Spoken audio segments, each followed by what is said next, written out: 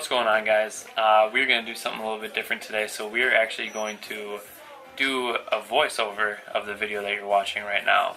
So this was our leg day video. We're just going to give you some commentary on it. We're going to give you some tips, tricks, tell you a little bit about our splits right now and things of that nature. So I hope you enjoy it. It's going to be different, but I think it'll be good.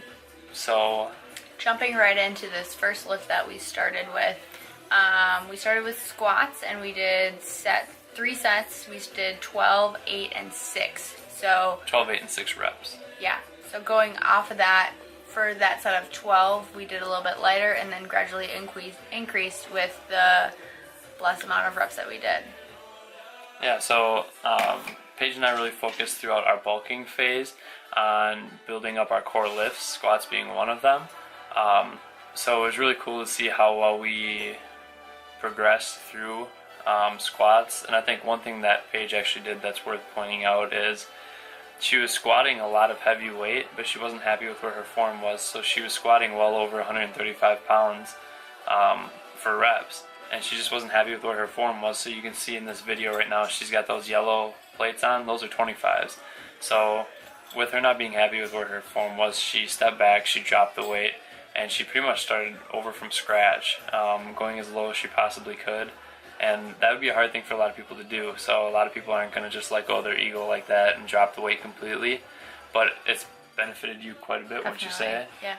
I think I even feel better about my lifts now, even though it may be a little bit lighter. I know that my form is super good, and I feel really confident going in and doing lifts all the time. So myself doesn't like to let go of my ego. So you'll see as I progress and get heavier onto like the last set, towards the end of the squats, I think it was 275 pounds, and the first couple reps were okay, but as the reps went on, my form started to break a little bit. I wasn't getting quite as deep as I should have, so it's one thing that I've been trying to fix and something that I've been trying to kind of come to ease with, I guess. And now that we're deeper in the gut and not lifting as heavy because we're not eating as much food and we're doing more cardio, it's a little bit easier to drop that weight and do higher reps and really focus on that,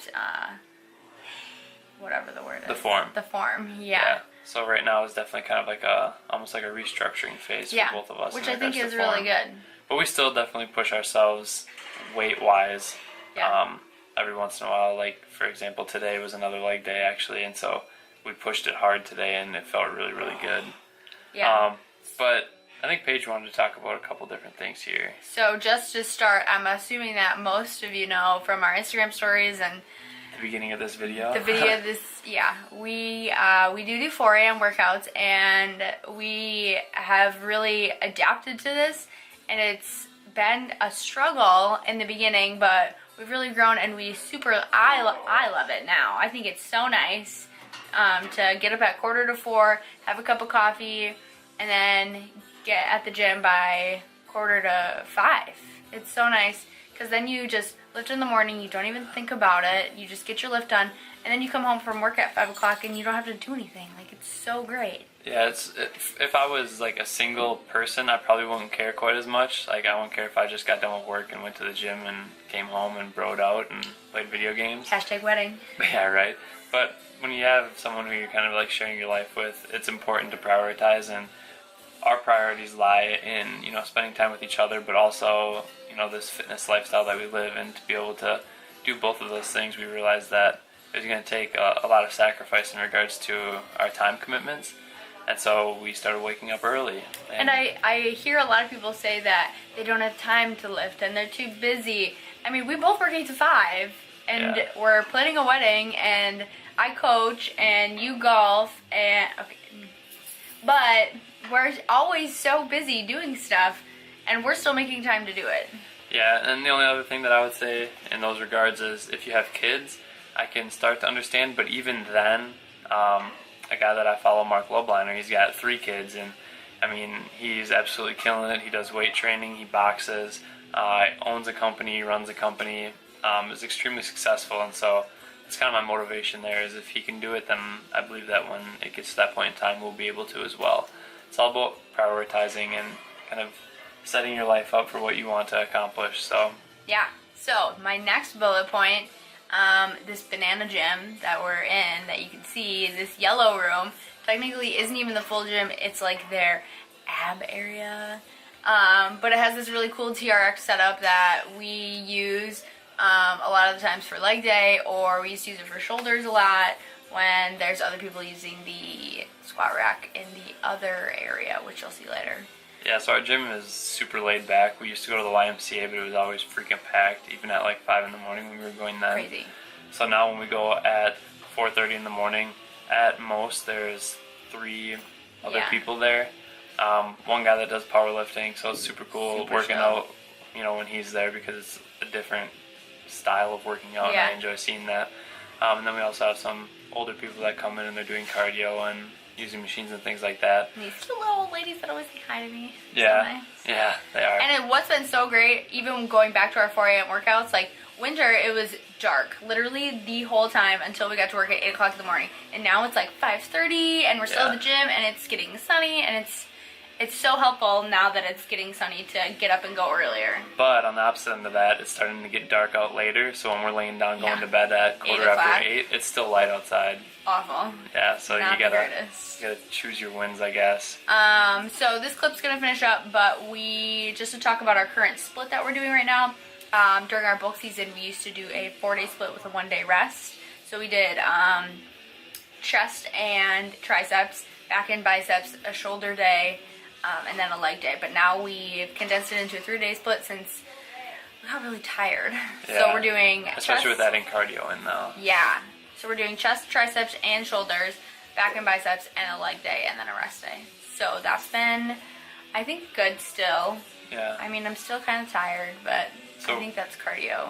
Yeah, we're just going to finish up with this clip here and move on to the next one. So all these next lifts are going to be supersetted with one another. So we superset 2 lifts at a time.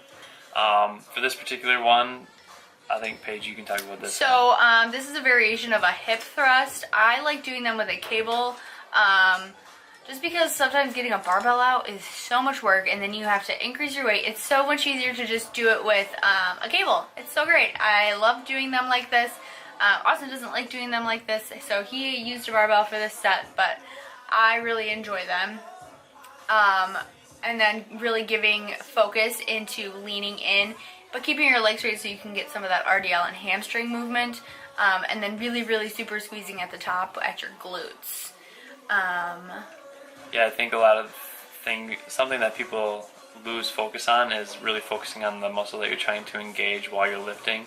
So me, for example, when I'm doing these ones, I have a hard time activating my glutes, but it's really important just to focus on the muscle that you want to activate. And like she said, squeeze that muscle, and that's where you're going to get the burn from.